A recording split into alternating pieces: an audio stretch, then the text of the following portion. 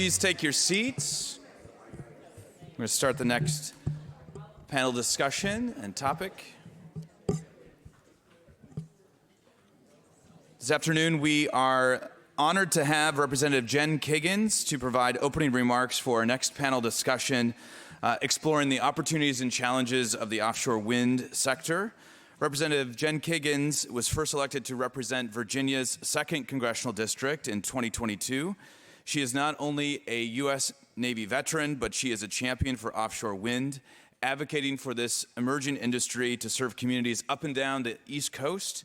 In addition, Representative Kiggans serves as a vice chair of the Conservative Climate Caucus, adding Virginia's important voice to the congressional clean energy conversations.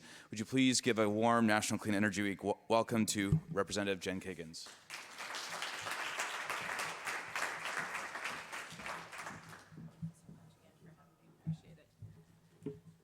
Well, good afternoon, everyone. I'm very excited to be with you today for the 2024 National Clean Energy Week Policymaker Symposium. I'm Congresswoman Jen Kiggans, and I represent Virginia's 2nd District in the U.S. House of Representatives. My district includes Virginia Beach, the Western Tidewater region, and Virginia's Eastern Shore, which features miles of beautiful coastline, coastal waterways, and abundant wildlife, all of which are critical to our economy and our way of life. Before Congress, I also had the opportunity to sit in the state Senate in Virginia for 3 years, back when the wind turbine projects were really getting going. So it was a privilege to be a supporter even back in my state Senate days. Coastal Virginians know how to be good stewards of the environment without sacrificing our economy. It may seem like rocket science to some, but everyone in this room knows that, as do our panelists, that these two goals are not at odds. That's why Southeast Virginians utilize traditional and renewable sources to keep our lights on, including offshore wind. Offshore wind in the Chesapeake Bay offers an innovative and clean energy solution for our community while lowering costs for consumers and bringing jobs to the region. That's not to mention the offshore wind also allows us to harness the power of renewable energy along our coastline to support the countless military installations along the Atlantic coast. And I know for my district, we're home to Naval Air Station Oceana, which is the East Coast master jet base. I'm a former Navy pilot and married to a Navy pilot. I'm also the mom of a Navy pilot. So for me, protecting that base and that military installation is really important. We have an outdated power grid that's there. We have a wonderful partnership with Dominion Energy, who is sponsoring our offshore wind turbine project there, and just knowing the benefit to the base and how Dominion Energy will be working with the Navy to be able to update that power grid and just meet the needs of our military is very, very important to me personally and important to the country as well.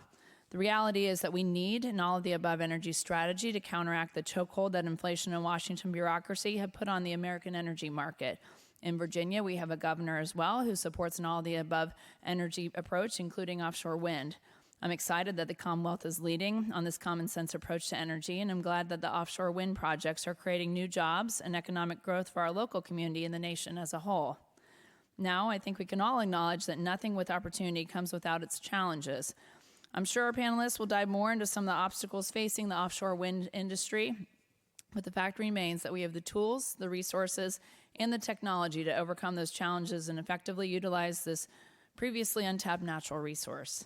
Back home in Virginia, I will continue to engage with residents, local and regional stakeholders, and commercial and recreational fishing industries, environmental groups, and wind developers to find the best solution to this vital issue, and it is a vital issue. And again, just a shout out to our local partners who are in the offshore wind industry locally. They do a really good job at that education piece for the public. I see them out and about at all kinds of community events with tables set up with little squishy wind turbines and wind turbine stickers and drawstring bags, and just really do a nice job of educating people across all different ages just about the benefit of offshore wind. But as someone who represents one of the most military-heavy districts in the country, I know that energy security is national security.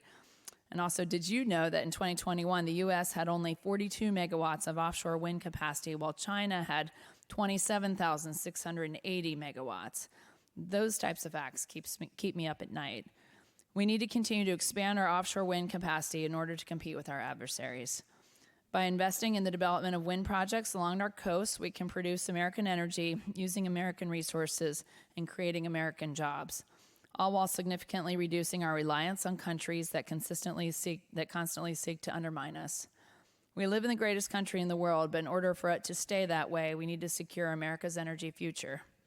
Offshore wind is increasingly becoming a key part of that strategy that will empower us to do just that, offering multiple benefits that will strengthen local economies, reduce dependence on foreign powers, and help protect our environment for generations to come. Thank you again for having me today. Enjoy your panel and the rest of this year's Clean Energy Week. Thank you so much.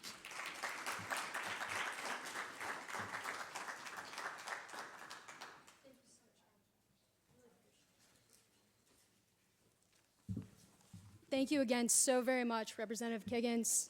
We're very grateful for your leadership and hope that you have a safe drive home tonight. And thanks for staying in town, because I know a lot of folks got out of Dodge. But. Perfect. All right, before we start this next panel on offshore wind, allow me to introduce myself. I'm Christina Borowski. I'm the Vice President of Policy and Advocacy at CRESS. And I get the honor of mentioning kind of a new work stream that CRESS is working on, and it's in the offshore wind space. So specifically, over the past few months, we've been working with LSU, Louisiana State University, and Dr. Gregory Upton, who is the Executive Director and Associate Research Professor at the very well-respected LSU Center for Energy Studies. Pretty much we saw there was a gap in terms of the data for jobs, just like the overarching impact and economic benefit of offshore wind.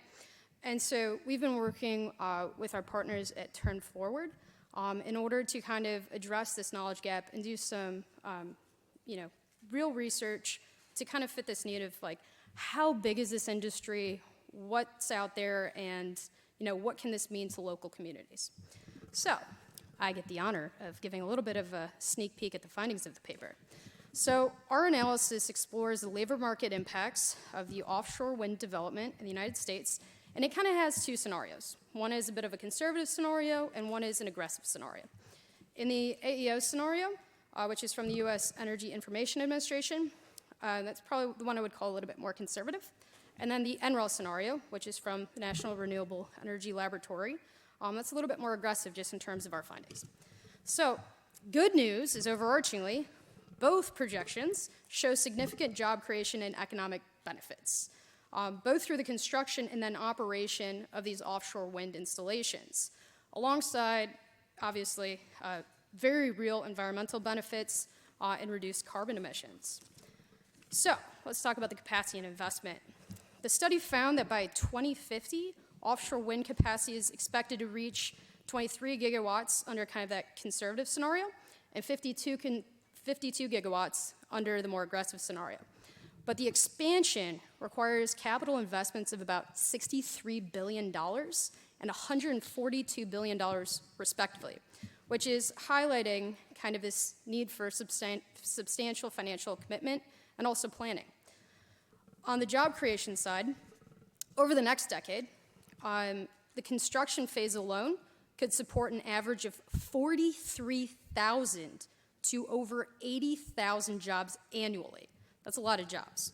But once operational, aka out of that manufacturing, construction phase, these projects will actually sustain between 33,000 to 73,000 jobs yearly, which indicates long-term employment opportunities in this renewable sector.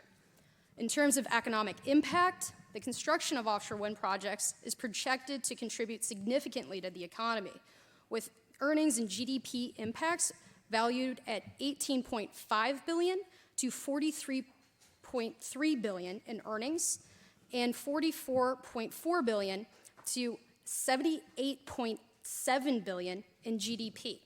So this really does underscore the economic stimulus potential of these offshore renewable energy investments. So we're very grateful for our friends at LSU and also for Turn Forward. And look out in your inboxes and emails, because next month we're going to do a formal drop. So we would love to see many of you there. But now let me turn over to Hillary and our very distinguished panelists.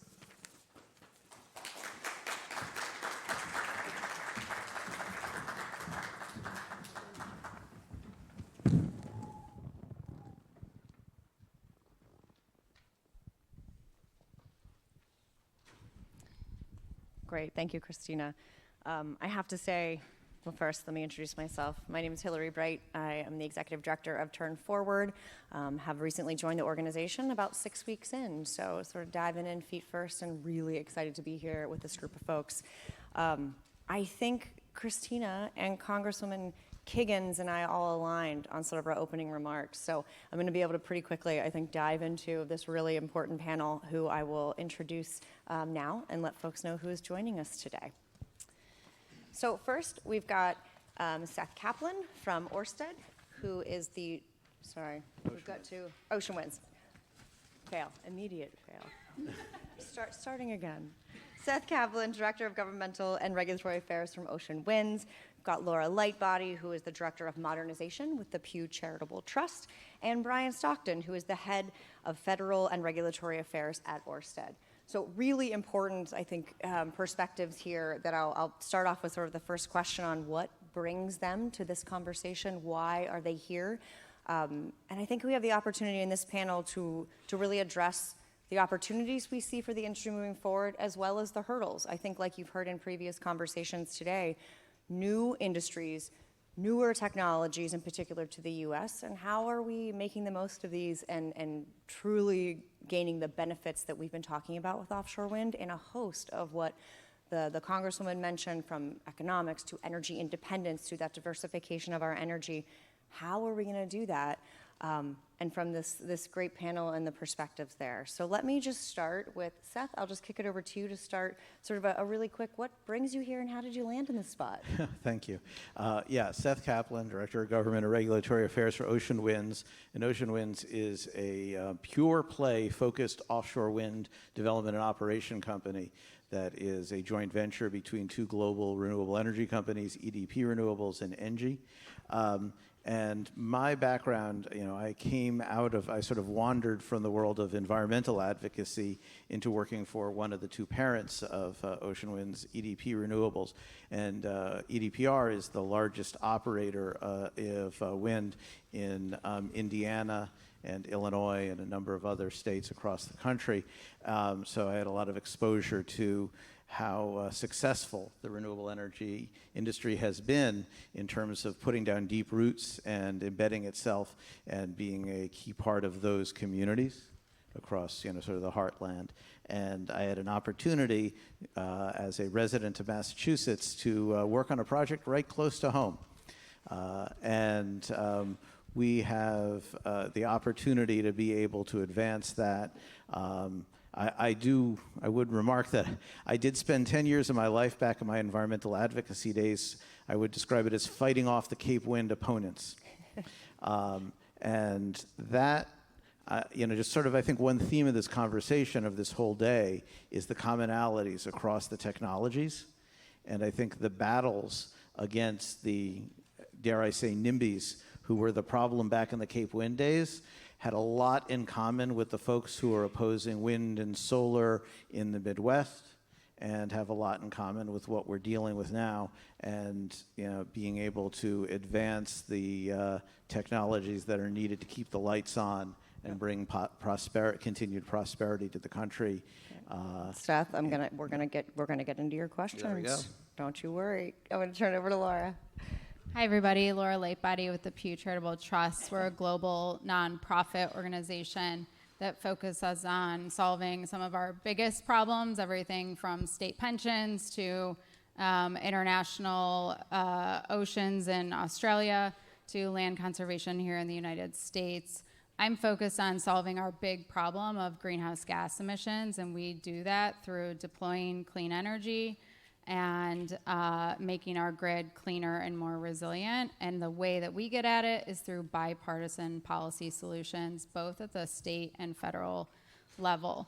When it comes to offshore wind, that is tricky, and we're gonna get into that, so I won't go too deep into that. I have a 20-year background in advocacy. I got my ski legs. I say that on purpose, not sea legs, my ski legs, because I like to ski.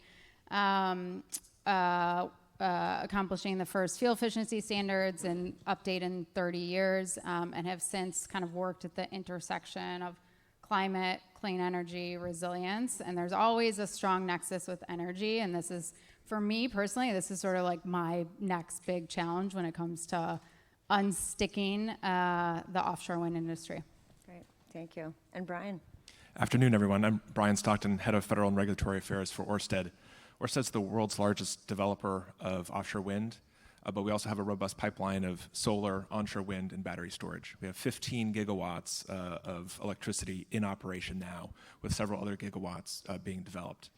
If they say that the past and where you come from sort of shapes where you are and what you brought me to this stage today, I come from 3 generations of firefighters and builders. And I came out east. I've been in DC for 20 years working at the intersection of environmental, energy, law, and policy. About a little over a decade ago, I had the opportunity to work with one of my clients that was developing the Block Island Wind Farm, which at the time was the first offshore wind project in the US.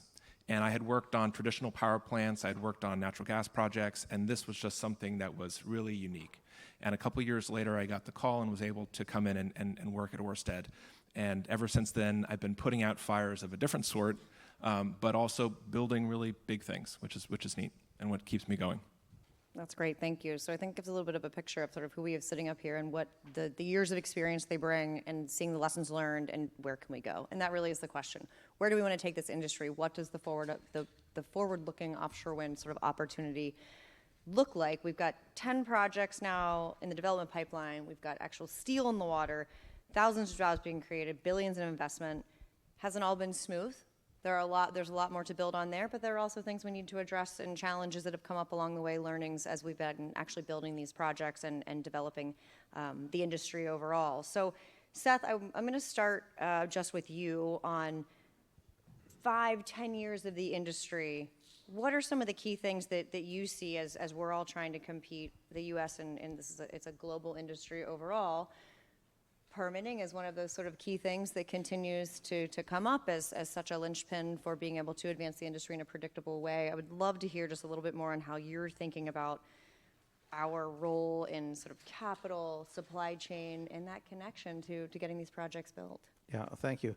I mean, I think one thing to just bear in mind is we are indeed, as Representative Kiggans said, sort of competing with the world in many different ways. We are competing for capital. I mean, speaking for with a company that has multiple projects in Scotland and Poland and Korea and such, just internally. And I know that Bryan and Orsted they have to internally make very difficult choices about where to allocate capital. So there is big decisions to be made, regardless of whether those decisions are being made in Madrid or Paris or New York or San Francisco. The smart money folks are always going to go where the opportunity is best. Mm-hmm. And so therefore we need to create, regardless of the technology, it's just that our offshore wind is an example, one that is very global, that we need to create a kind of environment that attracts the capital from wherever it's coming from, internally or externally in the U.S. I think permitting is definitely a huge issue.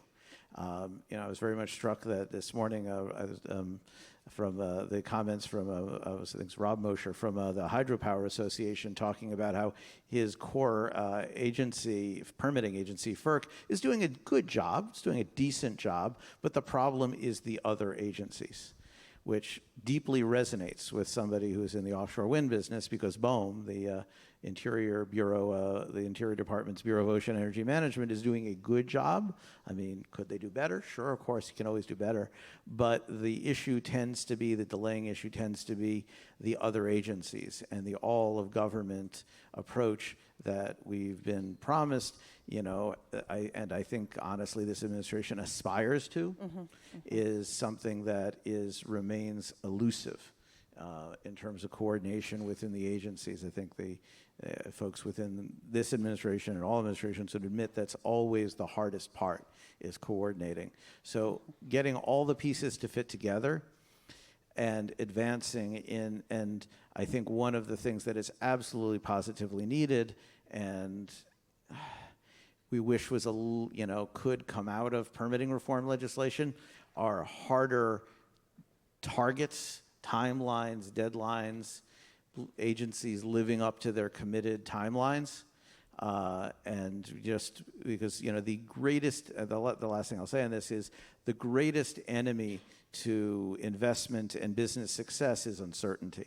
And when you can look at, whether it's the Fast 41 dashboard or anything else, and say, well, that's the estimate for when we'll get the permits. Speaking as our most mature project will be when we get our record of decision as scheduled on December 20th, will be the 11th approved project.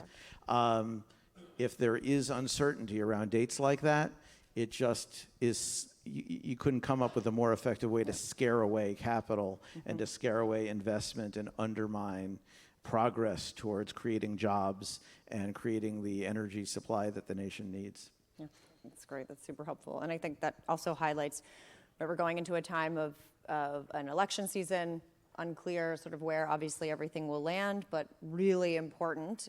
And the fact that we're having this conversation with you all, I think I want to point the next question to Laura on the importance of bipartisan support of offshore wind and sort of why that is imperative to the long-term success and to truly realize not only on our coastal states, but deep throughout the country, the real economic opportunities and diversification of energy supply that we're looking at here. Laura, I'd love for you to touch on that. Yeah, thanks for that question. I think it's obvious to say it's deeply important and we absolutely need it.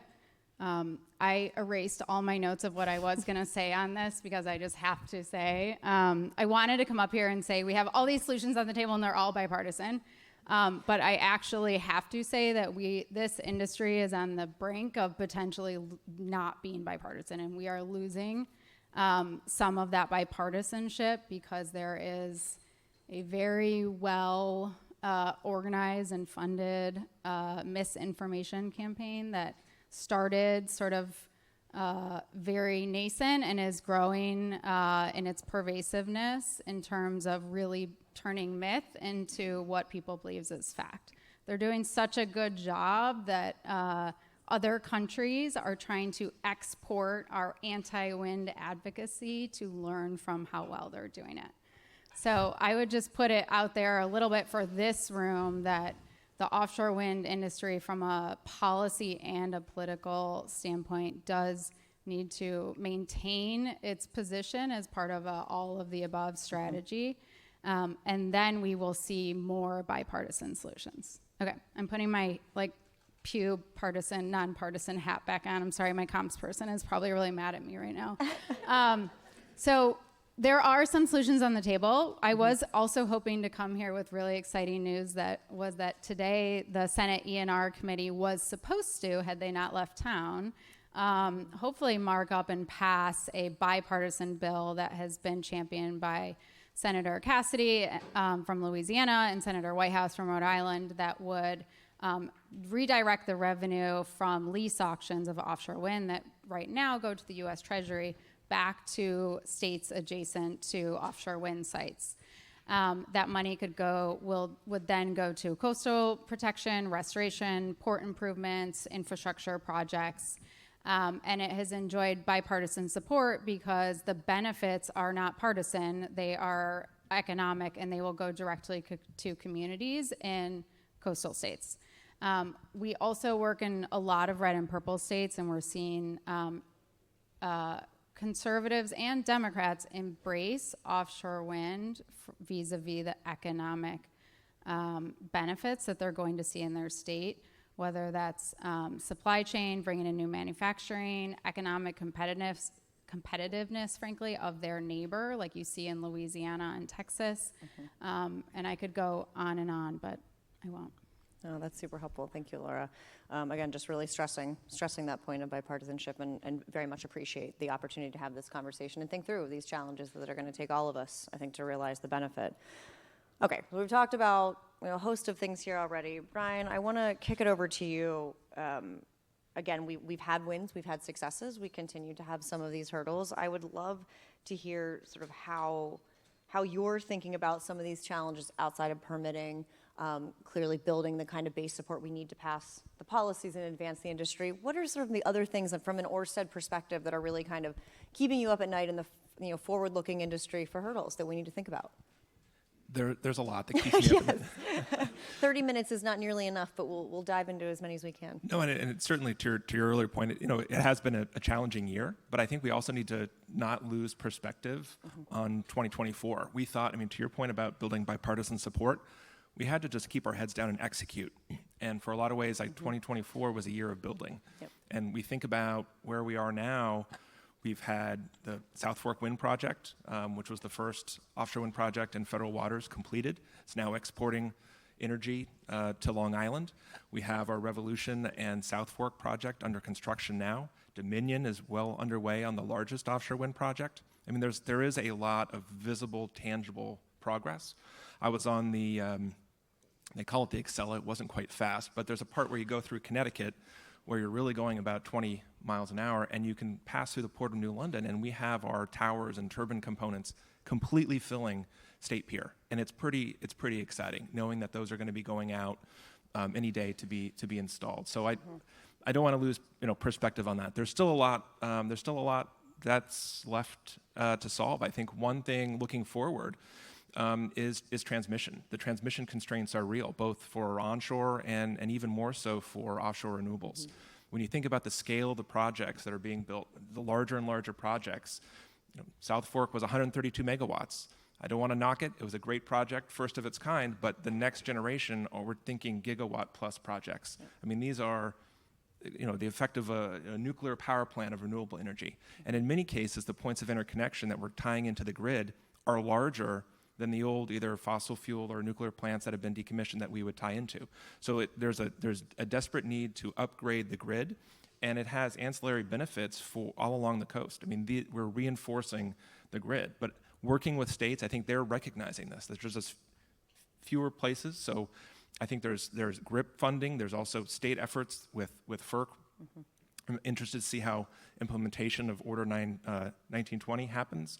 Just thinking about planning ahead and looking at how do we optimize these solutions. So maybe thinking about the next generation, maybe we have to find shared transmission solutions in certain markets to help that. I think to Seth's comment, certainty is really critical for the cost of capital. The wind is free, but interest rates and the rest is our fuel and sort of how we can build. And time is money. So whether it's the permitting time frames, the interconnection time frames, and having the certainty in those processes, also having the certainty in the tax incentive regime. Representative Kiggans signed a letter along with 18 House Republicans. And again, I think it sets an important message. Regardless of how the incentives got there, they're here. Businesses are relying upon them. We are planning to invest $20 billion over the course of this decade. And so having expectations, business reliance is critical for that. So I think we're happy to show, but the way to show that is that there is support across the board and building things, I think, really tangibly. I can talk about it later about the supply chain that reaches into 40 different states. So I think those showing that visible progress, we can talk about it, but I'd much rather show you the picture of things getting built, and I think that's how we'll firm up some of that support. That's great, Brian. Thank you. That's super helpful. And hitting on a couple key points there with transmission, so it makes me thinking about the reliability of our electricity supply. Certainly, as we think about the Northeast, just the opportunities for where that electricity is going to come from to actually be able to meet demand for a host of reasons, including AI. How are we going to get that? And offshore wind is really a key part of that. But Seth, if you wouldn't mind taking a minute and just diving in a little bit on sort of the importance of that reliability of electricity and sort of diversity of resources. How do we think about this? Yeah, and I think it's very important. The Eastern Interconnection, which stretches roughly from New Mexico up to Newfoundland, has been, there's engineering textbooks that will describe it as the largest machine in the world, that is this synchronized electricity system. And I think it's very important to think about all of the different contributions that the different parts of the country make to that. There's all those wind turbines up in Iowa, contributing to it. There's the ones in Illinois and Indiana. There's the gas plants. There's the nuclear plants. It's all kind of pouring into the giant bathtub of the electricity interconnection with lots of little spigots off the side, going out to everyone's home and office. And on the coast, the huge opportunity for a new source is offshore wind. And if you look at the very conservative, you talk about nonpartisan projections by the independent system operators like ISO New England or NISO, PJM, they are depending upon these offshore wind projects to keep the lights on. It is part of a robust mix of sources, along with, yes, preserving the existing nuclear. Yes, with, in many cases, natural gas. Yes, the continuing increases in solar. But it's like we're saving for retirement. You want a diverse portfolio. And offshore wind is a key part of that portfolio. It is about as firm a resource as you can get, when you are depending upon a renewable source. And having that flow of power from the coast into that system, which then the electrons then run through it all the way to the Rockies, is just an absolute essential part of keeping the lights on and keeping the economy moving and keeping our people safe, basically, and knowing that the hospitals and the homes will have the power, not to mention the factories and such, will have what they need. So we are part of that resource adequacy equation and an essential element in it. That's great. Thanks, Seth. And clearly, the developers have done a crazy amount of work, really diving into a very sort of, unknown from other parts of the world, but not in the U.S., right? Really diving into that space, and the contributions and the investments and the innovation, I think, is absolutely imperative, and certainly does not go, is not missed. But the federal government has also played a really key role in helping to create the momentum and the drive and just demonstrating the interest in developing offshore wind. Laura, from your perspective, would love to sort of hear a little bit, as you're thinking forward, how the federal government can continue to build on what has been done to date, and what are some of those ways that we want to really leverage the federal government to be a helpful partner in this. Yeah, and I think Bryan kind of started going down this path in the sense that we've seen a lot this year in terms of both progress with projects, but also momentum and leadership from the administration and the key agencies in terms of setting a 5-year leasing schedule, putting out some clarifications around much needed tax around offshore wind. And we're going to need more of that going forward, right? The certainty that is needed, that is the role that government can play in terms of providing a coordinated certainty, by the way, right? So to make sure that the federal government and the state governments kind of align in terms of what that vision is. That mix-match and mismatch of timelines has led to some complications as well. We certainly want to see Congress act and provide some market certainty, and we'll be pushing for the RISE Act to hopefully be passed by the end of this year. And then looking forward, a good example of that timeline complication is, the 45X program, which provides great incentives around manufacturing, begins on a sunset schedule. And that schedule doesn't align very well with a lot of the offshore wind projects. And so does that get extended? Does that get tweaked? Are some of these projects able to actually take advantage of a great resource that is really leading to a manufacturing, or has the potential to lead to a manufacturing revolution here? We want to make sure that the offshore wind industry can really take advantage of that. I know these guys have thoughts too. Yes, please. I'll turn to either one of you to make comments, and also that supply chain point is such a good one. So feel free to build off of that. The supply chain one is really fun, and that's been actually a highlight of this year. Being able to go, we were in both in addition to some of the ribbon cuttings and the groundbreakings, we also had the opportunity to christen the first of its kind service operation vessel. So it's basically a large hotel vessel where 60 or so of our crew will be living offshore, because they're 20 or 30 miles offshore. It's easier to have crews live out there for 2-week shifts to do repairs. That vessel was built in the Gulf, in Louisiana, and it's massive, and it's beautiful, and it's state of the art, and it's American made. And I think we think about renewable energy, we think about American energy, we also need to think that it supports traditional industries, steel and shipmaking and the rest, together to create these components. And that vessel was the first, but there are others in the works. It's that pipeline of projects, that certainty, that then gives the domestic supply chain the certainty to invest. So if Nexans knows that there's a long pipeline of projects, they can expand their line. They can export cables as well as making it for the domestic content. Like there's just a number of examples, and we've tried to trace it, I said earlier, to 40 different states. So offshore wind, our projects are focused in the Northeast, but really the jobs and the economic investment are throughout the country. And if I could just add to the manufacturing point real quick, there's research that came out this week that analyzed all of the resources that have come out from the Inflation Reduction Act related to manufacturing, and nearly half of that has gone to swing states, so Arizona, Pennsylvania. What's that great acronym that Steve Kornacki uses to label all 7 of them? But you guys know all 7 of them. But that just shows that a lot of the benefits of offshore wind can happen, happening and can happen not just in these coastal states. Yep. Yeah, and just to pick up what Brian and Laura were saying, I mean, not all the ships will be built by Edison Schwest in Cut Off, Louisiana. And a special prize to whoever can identify who is the the federal representative in Congress for Cut Off, Louisiana. It's just really important to just focus on the fact that the overwhelming majority of all the ships that will work on construction of offshore wind projects will be U.S. flagged, barges and such, and 80% of the ships that will be used over the lifetime of the project are U.S. flagged, U.S. staffed, U.S.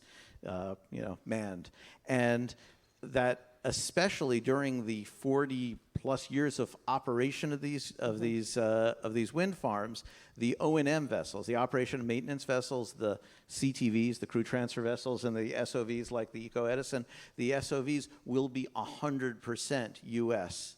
flagged, U.S. built, U.S. staffed, U.S. manned vessels. So these, that we are, and those are the jobs that will be permanent. It's a direct replication of what has been happening in Iowa and in Indiana, where you have a local workforce who sleep in their own beds and get up in the morning and go climb the towers. And, in the case of the SOV, they get on the ship and they go out there for 2 weeks, and then they come back. But in that case, to just remember that what we are talking about is a native, local energy resource, an American resource that we are talking about harvesting, and that so much of the value will... Now, we need to be honest that these specialty vessels, a handful of very specialty vessels that wander around the world, going from project to project, they will come and visit, and they will work on construction projects, and then they will immediately go to a project in Europe, and they'll come here and work again. We recently had the experience of the Orion that was putting in turbines for Vineyard Wind with local staff on it, installing the local pile drivers. The Orion then went to go work on Ocean Winds' project, the Murray West project in Scotland, and brought with it those American pile drivers who then installed there. And then the Orion came back to work on the Coastal Virginia project. Yep. So those specialty vessels will travel around the world, but they are creating an opportunity for our local workforce to get that training, to get that experience they can bring to the world. And as Brian alluded to, Emmanuel's here from Nexans, that factory in Goose Creek, South Carolina, exported cables to Ocean Winds' Moray West project in Scotland. So I know it's a little out of fashion these days. In these days where we're talking a lot about protection and such. Personally, I'm willing to put my money on the American worker and on American industry, and that we need to give ourselves the opportunity to compete and win on the global stage, and to think about training our people and building our facilities to build our facilities, but also to export. I think so many topics that we just sort of scratched the surface of. I think that export one is huge. We're already seeing domestic sort of export of all of the skills and experience in the Gulf, in Louisiana, supporting projects that are developing now on the Northeast.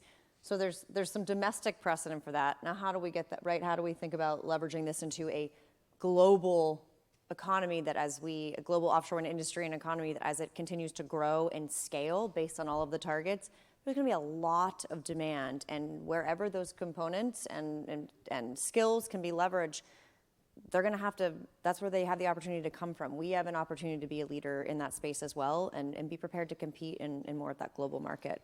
We're running very quickly out of time.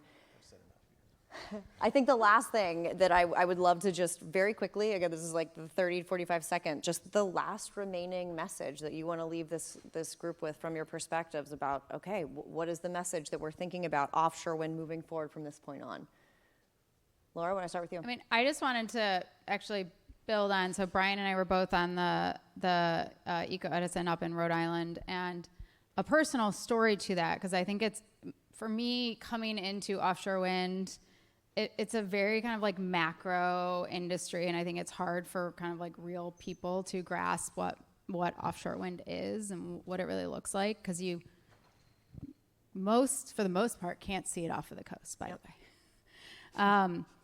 On the vessel, I had the chance to talk to a worker on there, and he was beaming with pride because it was the coolest vessel. He's worked in vessels for 15 years or something like that his whole life. And he had always worked on oil and gas, and he was so proud of the fact that the vessel was like the coolest vessel he's ever worked on in terms of technology and space and accommodations, and they had a movie room and stuff like that. And he was just like, oh, and by the way, now I just feel so much better about the work that I'm doing. So I think that's like the story that we're really looking at in terms of this kind of like macro gigawatt industry that only like this room kind of gets. But then when you're out kind of in the field, understanding that this really is like a community story and people stand to benefit from it. Great. Bryan? Yeah, no, thanks. That's a great tidbit. I did get to meet some folks too, and get to meet them.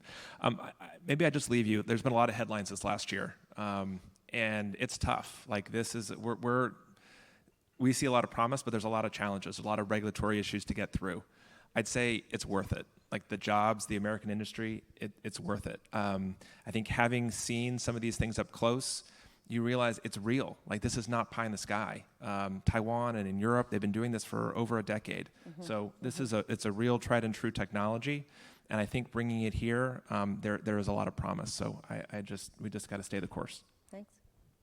I've said too much, but I think just keep it in mind that this is simply part of the mosaic of energy that we need to keep the lights on and build the economy and workforce and allow for our people to thrive. We're part of the puzzle. Great. Well, thank you so much to the panel. Once we got through the moderator messing up people's names, I'm glad we all know who you are well now, and such important perspectives, and really look forward to continuing the conversation. But thank you all, for the time for us to be speaking with you all.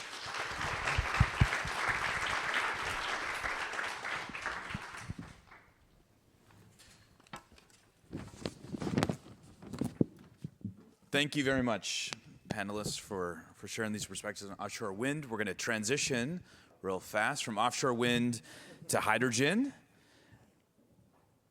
Our next panel will examine the clean